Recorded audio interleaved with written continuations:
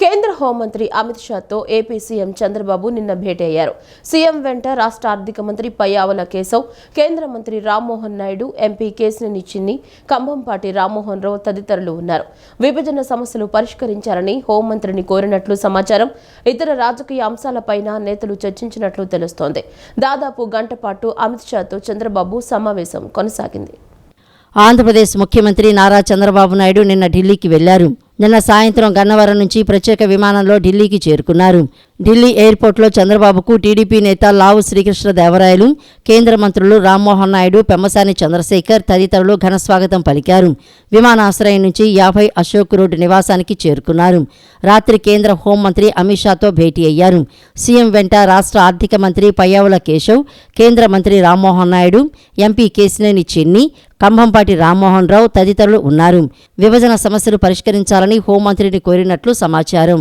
ఇతర రాజకీయ అంశాలపైన నేతలు చర్చించినట్లు తెలుస్తోంది. దాదాపు గంట పాటు అమిత్ షాతో చంద్రబాబు సమావేశం కొనసాగింది. ఈ రోజు ఉదయం ప్రధానమంత్రి నరేంద్ర మోడీ, కేంద్ర మంత్రి నిర్మలా సీతారామన్లను కలవనున్నారు.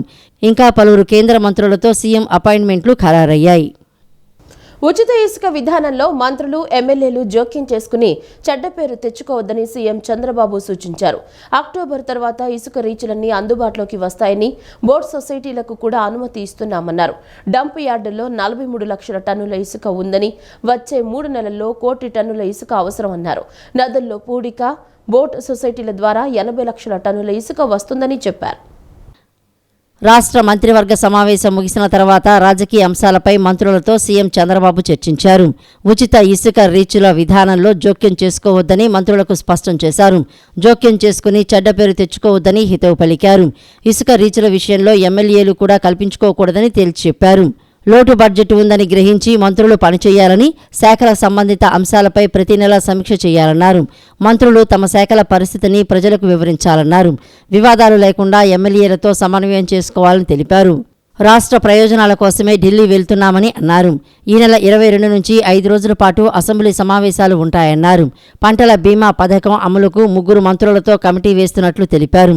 గత ప్రభుత్వం ప్రీమియం కట్టకుండా రైతులను మోసం చేసిందని చంద్రబాబు వివరించారు. రైతు భరోసా కేంద్రాల ద్వారా 16,000 కోట్ల రుణం తీసుకువచ్చి 1,000 కోట్లు మాత్రమే రైతులకు ఇచ్చారు. మిగిలిన 600 కోట్లకు సంబంధించి వివరాలు లేవని పేర్కొన్నారు. సీనియర్ మంత్రులు కూడా కొత్త విషయాలు నేర్చుకోవాలని, తాను ఈ రోజు వరకు కొత్త విషయాలు నేర్చుకుంటానని, నాకు తెలియని అంశాలు చాలా ఉన్నాయని తెలిపారు. కొత్త వాళ్లు మంత్రివర్గంలో చాలా మంది ఉన్నారు. సబ్జెక్టుపై ఎప్పటికప్పుడు అవగాహన పెంచుకోవాలని సూచించారు. ప్రజలు ఎన్నో ఆశలతో ఉన్నారు. అందుకు తగ్గట్టుగా మనం పనిచేయాలని తెలిపారు. ఆగస్టు 1వ తేదీన ఇళ్ల వద్ద పింఛన్ పంపిణీలో పాల్గొందాం అని సీఎం చంద్రబాబు తేల్చి చెప్పారు. ప్రపంచ దేశాలకు మన రాష్ట్రంలో ప్రకృతి వ్యవసాయం ఆదర్శంగా నిలుస్తోందని రాష్ట్ర వ్యవసాయ శాఖ మంత్రి కింజారపు అచ్చెన్నాయుడు అన్నారు. ప్రకృతి వ్యవసాయ కార్యక్రమాన్ని అమలు చేసేందుకు ఉత్సాహం చూపుతున్న ఇండోనేషియా, శ్రీలంక, జాంబియా, రువాండా దేశాలకు ఛాంపియన్ రైతులను పంపించి తద్వారా సాంకేతిక మద్దతును సమకూర్చేందుకు RYSS సంసిద్ధం అవుతోందని మంత్రి అచ్చెన్నాయుడు తెలిపారు. 45 దేశాల ప్రతినిధులు రాష్ట్రంలో అమలవుతున్న ప్రకృతి వ్యవసాయ కార్యక్రమాలను పరిశీలించడం గర్వకారణమని అన్నారు. దేశంలోనే మొదటిసారిగా APCNF కార్యక్రమానికి వచ్చిన ప్రతిష్టాత్మక గుల్బెంకియన్ ప్రైజ్ ఫర్ హ్యూమనిటీ అవార్డు అందుకుని పోర్చుగల్ నుంచి స్వదేశానికి తిరిగి వచ్చిన రైతు సాధికారక సంస్థ ఎగ్జిక్యూటివ్ వైస్ చైర్మన్ మరియు ప్రభుత్వ సలహాదారులు టి. విజయ్ కుమార్, రాష్ట్ర వ్యవసాయ శాఖ ప్రత్యేక ముఖ్య కార్యదర్శి బుడితి రాజశేఖర్ నిన్న సచివాలయంలో మంత్రి అచ్చెన్నాయుడిని మర్యాదపూర్వకంగా కలిశారు. రైతు సాధికార సంస్థ ప్రతినిధులను ప్రత్యేకంగా అభినందించారు. ప్రకృతి వ్యవసాయంలో నిగూఢమై ఉన్న సైన్స్ను అర్థం చేసుకునేందుకు వివిధ దేశాల ప్రతినిధులు రాష్ట్రంలో పర్యటించారని, ఆంధ్రప్రదేశ్ రైతు సాధికారక సంస్థ దేశంలోని ఇతర రాష్ట్రాలకు ఆదర్శంగా నిలుస్తోందని మంత్రి అచ్చెన్నాయుడు పేర్కొన్నారు. 15 రాష్ట్రాలకు ఛాంపియన్ కమ్యూనిటీ రిసోర్స్ పర్సన్లను పంపించి అక్కడి ప్రకృతి వ్యవసాయానికి నాంది పలికిన ఏపీ రైతు సాధికార సంస్థ జాతీయ వనరుల సంస్థగా గుర్తింపు పొందిందన్నారు. ముఖ్యమంత్రి నారా చంద్రబాబు నాయుడు 2016లో రైతు సాధికార సంస్థను ఏర్పాటు చేశారని, ప్రకృతి వ్యవసాయానికి ప్రభుత్వం అత్యధిక ప్రాధాన్యత ఇస్తోందని తెలియజేశారు. ప్రభుత్వ డిగ్రీ కళాశాలల్లో ప్రవేశాలు తగ్గడంపై మంత్రి నారా లోకేష్ ఆందోళన వ్యక్తం చేశారు. ఉన్నత విద్యపై అధికారులతో నారా లోకేష్ సమీక్షించారు. విద్యా దీవెన, వసతి దీవెన స్థానంలో పాత విధానం అమలు చేస్తామని తెలిపారు. గత ప్రభుత్వ విధానాలతో విద్యార్థుల భవిష్యత్తు అగమ్య గోచరంగా మారిందని మండిపడ్డారు. రాష్ట్ర వ్యాప్తంగా వివిధ కళాశాలల్లో విద్యను అభ్యసించే విద్యార్థులకు విద్యా దీవెన, వసతి దీవెన స్థానంలో పాత ఫీజు రియంబర్స్మెంట్ విధానాన్ని అమలు చేసేందుకు అవసరమైన విధి విధానాలను రూపొందించాలని రాష్ట్ర విద్య, ఐటీ, ఎలక్ట్రానిక్స్ శాఖల మంత్రి నారా లోకేష్ అధికారులను ఆదేశించారు. ఫీజు రియంబర్స్మెంట్ మొత్తం కళాశాలలకు చెల్లించేలా మార్పులు తీసుకురావాలని స్పష్టం చేశారు. రాష్ట్రంలో ఉన్నత విద్యాశాఖ పరిధిలో నెలకొన్న సమస్యలపై మంత్రి లోకేష్ అధికారులతో సమీక్ష నిర్వహించారు. విద్యా దీవెన, వసతి దీవెనకు సంబంధించి గత ప్రభుత్వం 3,480 కోట్లు బకాయిలు పెట్టడంతో విద్యార్థుల సర్టిఫికెట్లు ఆయా విద్యా సంస్థల్లో నిలిచిపోయాయని లోకేష్ అన్నారు. ప్రభుత్వ అనాలోచిత విధానాల కారణంగా విద్యార్థుల భవిష్యత్తు అగమ్య గోచరంగా తయారైందని అన్నారు. రాష్ట్ర వ్యాప్తంగా కళాశాలల్లో డ్రగ్స్ను నిరోధించేందుకు పటిష్టమైన చర్యలు చేపట్టాల్సిందిగా మంత్రి ఆదేశించారు. ఇందుకోసం ప్రత్యేకంగా నోడల్ ఆఫీసర్ల నియామకం అంశాన్ని పరిశీలించాలని సూచించారు.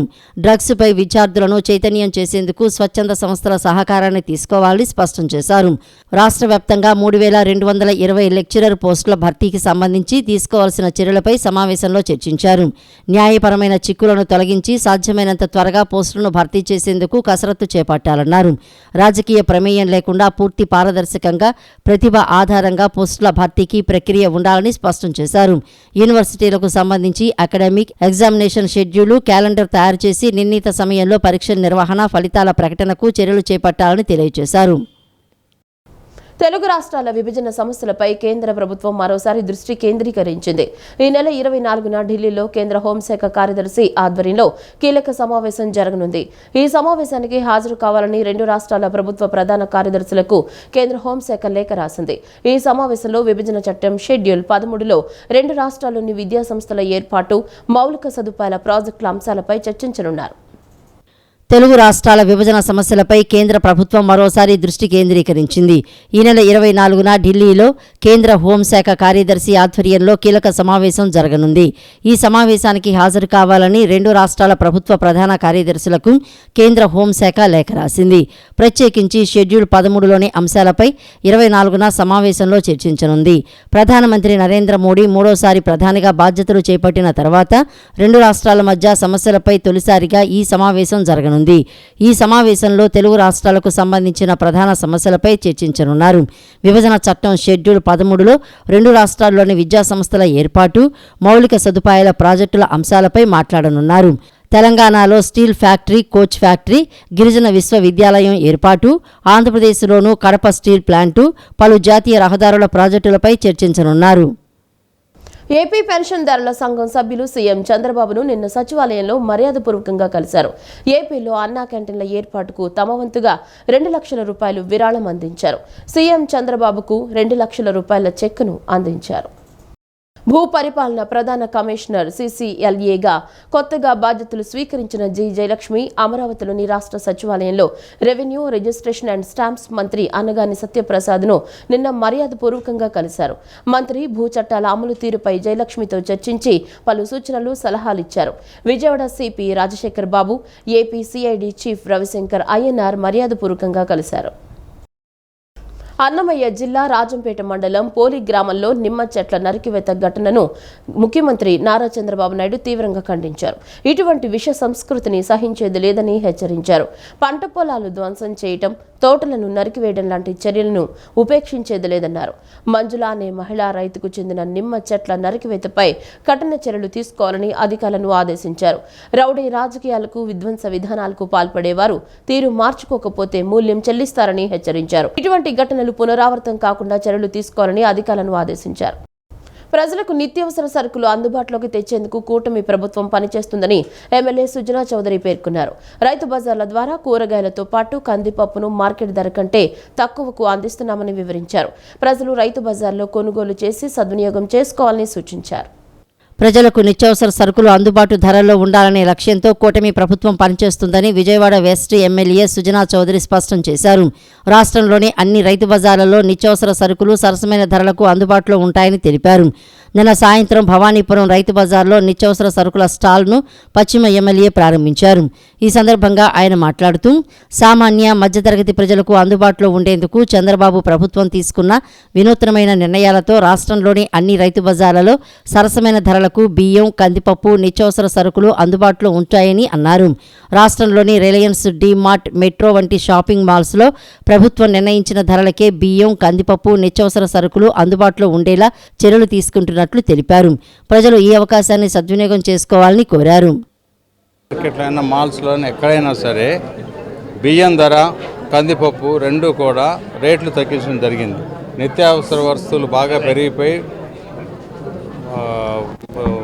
సామాన్యులకు బాగా ఇబ్బంది అవుతుందని చెప్పి కందిపప్పు ఏమో 200 రూపాయల దాకా రేటు పెరిగిపోతే దాన్ని 120 తీసుకురావటం, బియ్యం 140 రూపాయలకి 148, 141 రెండు రకాలు రెండు ధరలు తగ్గించి క్యాబినెట్లో డెసిషన్ తీసుకున్నారు. చంద్రబాబు నాయుడు గారు, పవన్ కళ్యాణ్ గారు ఇద్దరు కూడా కలిసి నిర్ణయించిన ప్రక్రియ ఇది.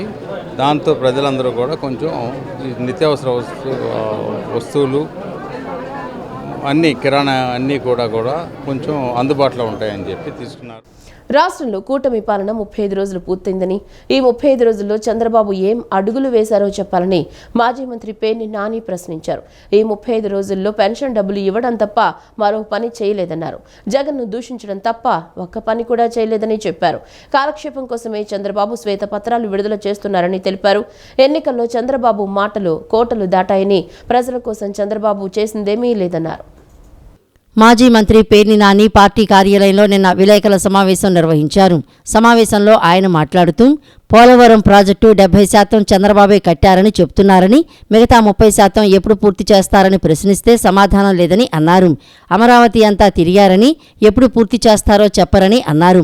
విద్యుత్ శాఖపై కూడా శ్వేతపత్రం ఇచ్చారని, వైఎస్ జగన్ మీద అబద్దాలతో శ్వేతపత్రం విడుదల చేశారని చెప్పారు. విద్యుత్ ఛార్జీలు తగ్గిద్దామని పవన్ కళ్యాణ్ కూడా చెప్పారని, కరెంటు ఛార్జీలు పెంచబోమని ఎన్నికల ముందు చెప్పి మళ్లీ విద్యుత్ ఛార్జీలపై చంద్రబాబు మాట మార్చేశారని తెలిపారు. జగన్పై బాదుడే బాదుడు అంటూ అసత్య ప్రచారం చేశారని, అధికారంలోకి వచ్చి 35 రోజులైంది, చెత్త పన్ను ఆపారా అని ప్రశ్నించారు. జగన్ అధికారంలో ఉన్నప్పుడు చెత్త పన్ను విధిస్తే విమర్శించారని, చెత్త పన్ను కొనసాగిస్తున్న మిమ్మల్ని ఏమనాలని పేర్కొన్నారు. మైనింగ్పై అబద్దాలతో చంద్రబాబు శ్వేతపత్రం విడుదల చేశారని తెలిపారు. మైన్స్లో మీకంటే 2 రెట్లు ఎక్కువ ఆదాయం వైఎస్ జగన్ సమకూర్చారని చెప్పుకొచ్చారు. 4 అసత్యాలు 10 అబద్దాలతో చంద్రబాబు శ్వేతపత్రం ఉందని పేర్కొన్నారు. మైన్స్ మీద శ్వేతపత్రం ఇచ్చేయండి అంటే చంద్రబాబు నాయుడు గారు 5 ఏళ్లలో కంటే కూడా జగన్మోహన్ రెడ్డి గారు 5 ఏళ్లలోనే మైన్స్ మీద ఆంధ్రప్రదేశ్ రాష్ట్రానికి రాబడి గట్టిగా వచ్చింది కదా. మరి ఎవరు సమర్థవంతమైన ముఖ్యమంత్రి? అనుభవం ఉన్నటువంటి 40 ఏళ్ల ఇండస్ట్రీ, 14 ఏళ్ల అనుభవం ఉన్న మీరు సమర్థమైన ముఖ్యమంత్రి. కానీ మైన్స్ లో మీకంటే 2-3 రెట్లు ఎక్కువ ఆంధ్రప్రదేశ్ రాష్ట్ర ప్రభుత్వానికి ఆదాయం ఎక్కువ వనకూర్చినటువంటి జగన్మోహన్ రెడ్డి సమర్థుడైన ముఖ్యమంత్రి. ఎవరు సమర్థుడు? తిడతమే, జగన్మోహన్ రెడ్డి గారిని తిడతమే కదా. ఏంటయ్యా ఇలా పరిస్థితి అంటే, ఈ 40 ఏళ్ల ఇండస్ట్రీ, 14 ఏళ్ల అనుభవం అని చెప్పేటువంటి నారా చంద్రబాబు నాయుడు గారు బడ్జెట్ కూడా ప్రవేశపెట్టలేనటువంటి దుస్థితి. ఆంధ్రప్రదేశ్ రాష్ట్రానికి 2024-25 సంవత్సరానికి, ఆర్థిక సంవత్సరానికి బడ్జెట్ కూడా ప్రవేశపెట్టలేనటువంటి దుస్థితిలో వీళ్ళ అనుభవం ఉంది. మీ అనుభవం ఏం చేసుకుంటాకి? ఏమైనా అక్కడికి వచ్చిందా? బడ్జెట్ ప్రవేశపెట్టలేని పరిస్థితి కదా మీది. 2019లో మే 30వ తారీఖున జగన్మోహన్ రెడ్డి గారు ఒక్కడే ప్రమాణ స్వీకారం చేసి, జూన్ 8వ తారీఖున జగన్మోహన్ రెడ్డి గారి ప్రభుత్వం మంత్రులందరూ కూడా ప్రమాణ స్వీకారం చేసి, అంటే జూన్ 8వ తారీఖున జగన్మోహన్ రెడ్డి గారు మంత్రివర్గ ప్రమాణ స్వీకారం చేస్తే, మే 30న జగన్మోహన్ రెడ్డి గారు ముఖ్యమంత్రిగా ప్రమాణ స్వీకారం చేస్తే, జూలై 12వ తారీఖున అసెంబ్లీలో బడ్జెట్ ప్రవేశపెట్టాడు కదా. కిడ్నీ రాకెట్ కేసులో 2 నిందితులను నగరంపాలెం పోలీసులు అరెస్టు చేశారు. నిందితులు భాష, సుబ్రహ్మణ్యంను అరెస్టు చేసినట్లు గుంటూరు పశ్చిమ డీఎస్పీ మహేష్ తెలిపారు.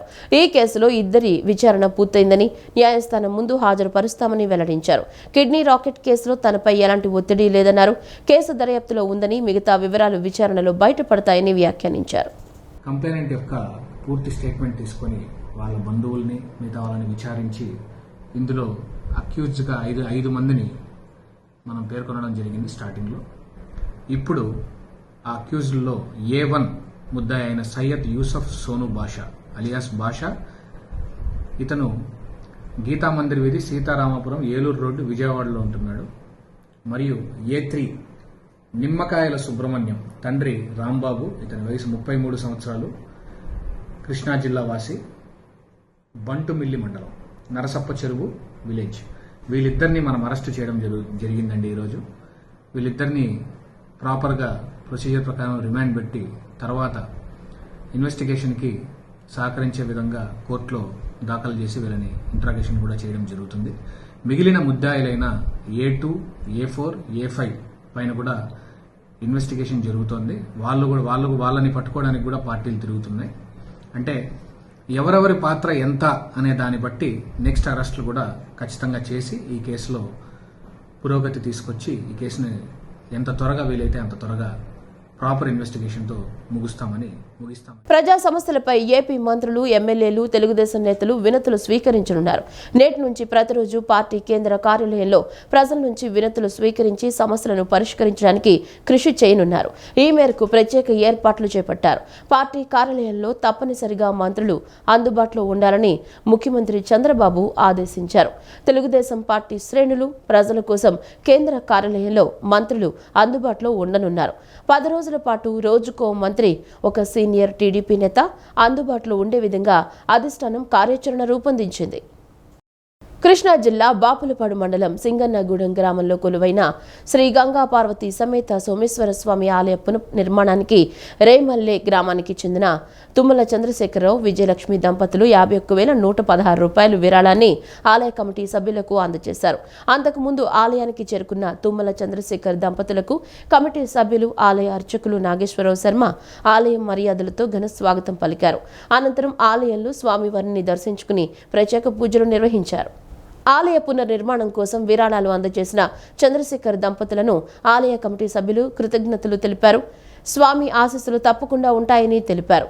ఈ కార్యక్రమంలో గ్రామ ఉప సర్పంచ్ బెజవాడ వెంకట కృష్ణారావు, ఆలయ కమిటీ చైర్మన్ నక్కా శ్రీమన్నారాయణ, కొట్టే రాజా, పర్వతనేని రాజా, చిన్నాలు బోసు, మరీదు సీను తదితరులు పాల్గొన్నారు.